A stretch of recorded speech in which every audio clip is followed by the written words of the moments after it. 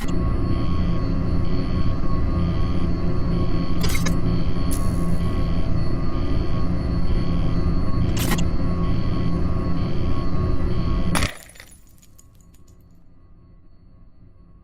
everyone, thank you for choosing to spend some time with me this week.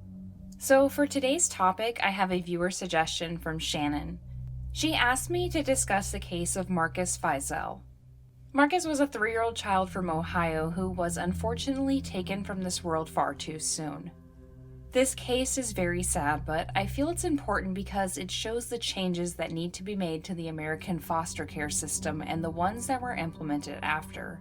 Children every day are wrongfully mistreated while in the system, and unfortunately, Marcus was one of those children who did not make it out. I invite you to join me as we remember the tragic loss of Marcus Fiesel. Marcus Fiesel was born on June 24, 2003, to Donna Trevino and Tim Dolby. He was one of 3 children. Marcus was described as being an awesome little guy who had a love for flowers, bubbles, and the children's TV show Bob the Builder. Marcus was diagnosed with autism, and due to this, he had to attend a school for children with special needs. Being autistic, Marcus was more active and harder to keep up with compared to Donna's other children. Donna was also caught up in a violent relationship with her current boyfriend that often bled over to the children.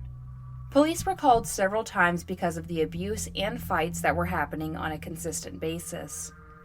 In 2005, during one of their routine visits, police observed bruising on Marcus. This would just be one of many disturbing events that would happen under his mother's watch. The following year, in 2006, Marcus climbed out of a second-story window. He fell off of the roof and had to receive stitches in his chin. 4 months after the roof incident, he was found wandering the streets and was almost hit by a car. All of these incidents prompted an investigation with the Children's Welfare Services, who began to look closer at Donna and the treatment of her children. It was reported the home was often infested with insects and reeked of feces. Definitely not the appropriate environment to raise children in. Donna admitted to Welfare Services that she did not feel equipped to handle her children. She was overwhelmed and just couldn't do it anymore. So instead, she opted to hand over temporary custody of all 3 of the children to the county's family services. Marcus was placed with the agency Lifeway for Youth, who was contracted by the state's foster care system.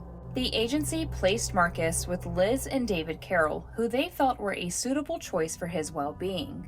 But unbeknownst to the agency, David had disqualifying traits that should not have allowed him to become a foster parent. David was diagnosed with mental health issues and also neglected to report when he was arrested for violent actions in 2006. The Carrolls also had a live-in girlfriend named Amy Baker who the agency was unaware of.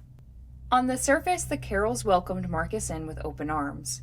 But according to family and friends, this wasn't the case.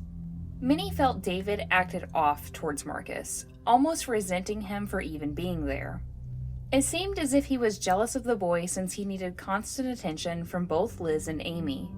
This pushed David to reportedly leave Liz for a short period of time since he didn't think he wanted to spend the rest of his life with her raising foster children. Liz called this an adjustment period for not only the family but Marcus as well, so David decided to return. Life seemed to be going well for the blended family. That was until Marcus went missing. On August 15, 2006, Liz took Marcus, her biological child she shared with David, another foster child, and a toddler she was babysitting to Juleps Park located in Anderson Township. While at the park, Liz claimed she became faint and then blacked out due to low blood sugar. When she regained consciousness, Marcus was gone. Liz contacted authorities immediately and a search began. Hundreds of people, community and law enforcement, along with search dogs, focused primarily on the area around the park. Others branched out to search the nearby neighborhoods. They searched throughout the week with no sign of Marcus anywhere.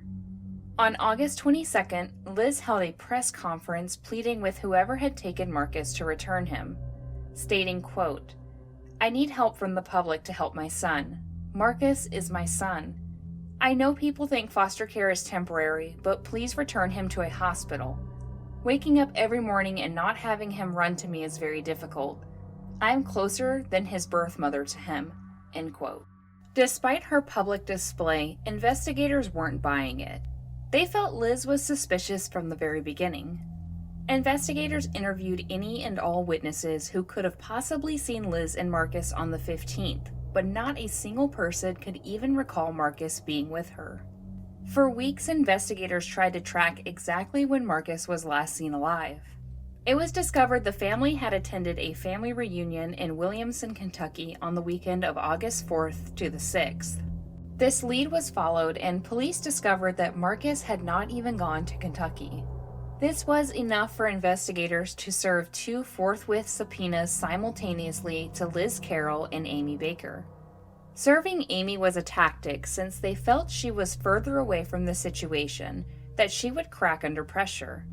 And, lo and behold, she did. They explained to Amy she was going to be in front of a grand jury, and if she lied, she was going to prison, and that was all it took. Baker, in front of prosecutors and the grand jury, stated Marcus was not missing, but deceased, at the hands of his foster parents, Liz and David Carroll. During her testimony, she stated the Carrolls took Marcus and wrapped him in a blanket, then wrapped packing tape around him to form almost like a cocoon. They then placed him inside of a playpen and locked that inside of a closet. Amy stated they left no food or water for him and just left him there all weekend while they attended the reunion in Kentucky. And when they returned home, they found him deceased in the closet. Amy's testimony also led investigators to Marcus's remains. She claimed they drove to a chimney in Brown County where they burned his body. What was left of Marcus was then taken and discarded into the Ohio River.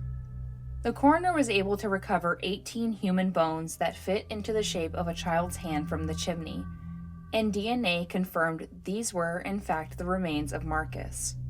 In exchange for her testimony and cooperation, investigators cut Brown a deal, providing immunity in the state of Ohio for any charges in relation to Marcus's death. Liz, however, stuck to her kidnapping story throughout her testimony, but she had almost a Freudian slip when she tells them Marcus never went to Kentucky. She visibly froze and began to explain his death was an accident and she had no intentions of ever hurting Marcus. Police believed Marcus died from the heat rather than dehydration or starvation, since during peak times the closet could reach temperatures of 110 to 115 degrees.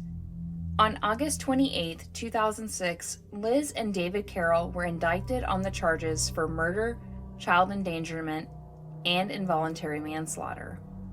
David also received the charge of gross abuse of a corpse. The following day, they received additional charges for making false claims, and Liz received one for perjury.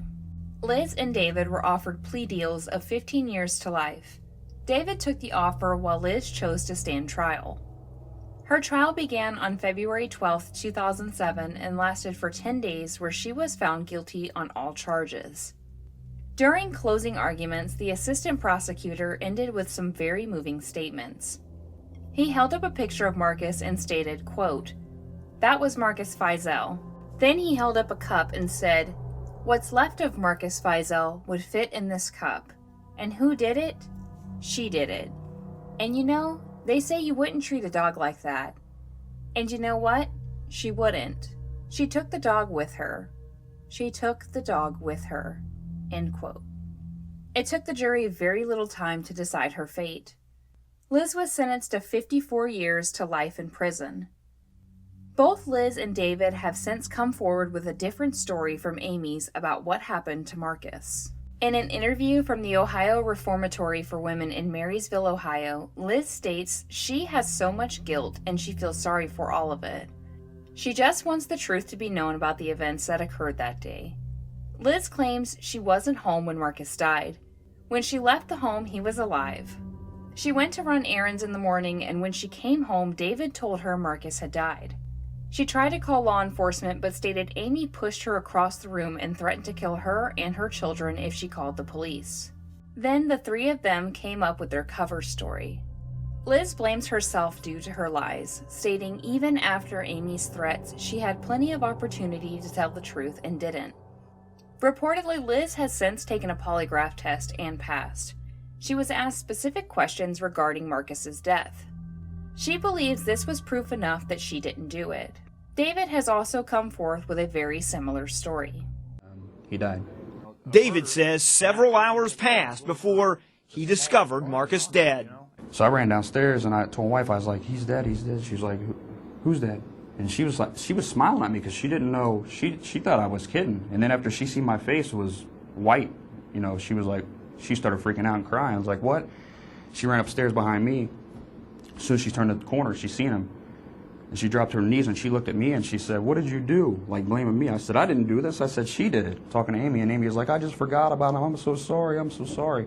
My wife immediately goes to grab the phone. Amy grabs the phone. She's like, no, we can't. She's like, we can't call the cops. You can't call the cops. And Liz's like, well, I'm calling the ambulance. I'm calling the ambulance. Amy's going, no, he's already dead. It's not going to do any good to call the cops, the ambulance, or anything else, whatever. And Liz is like, we got to. So Amy grabbed the phone from her. Her and Amy got into like a little argument. Amy started pushing her and grabbed the phone out of her hand. And she started saying, you seen what happened to Marcus? That can happen to your kids too if anything like this gets out. Amy did eventually serve time on drug charges and was sent to the same facility as Liz. Supposedly, Amy would taunt Liz by smiling and tossing her hair and smirking whenever she saw her. The death of Marcus Fiesel led to many concerns over the foster system in the U.S. The agency who placed Marcus with the Carrolls had their license revoked. Many bills have also been passed in order to make positive adjustments to the way the system works. Specifically, the Ohio Supreme Court adopted Rule 48, which provides a guardian ad litem to every foster child. This guardian is meant to act as a liaison between the court and the foster system to assist in the court's determination of a child's best interest. Many of the placement agencies have also modified their procedures and intensified background checks for potential foster parents. On April 21, 2007, the chimney where Marcus's remains were discovered was demolished and turned into a memorial. I felt obligated to discuss this case because it's just not fair. This sort of thing shouldn't have happened, and it hurts to know things like this still go on. And we just gotta do better, man. We just gotta do better. May we never forget the young boy who was wrongfully handled by our systems that were meant to protect him, or any child for that matter who have ever been in this situation, or who are still in this situation. It's rough, honestly. But, as always, if you found this video to be informative, please consider giving it a thumbs up. Thank you guys for always showing your support for me and continuing to send such loving and kind words. I couldn't ask for a better community, and I'm thankful that we just keep growing. You guys really are the best, and thank you for making my week. I will see you in the next one. Bye, guys.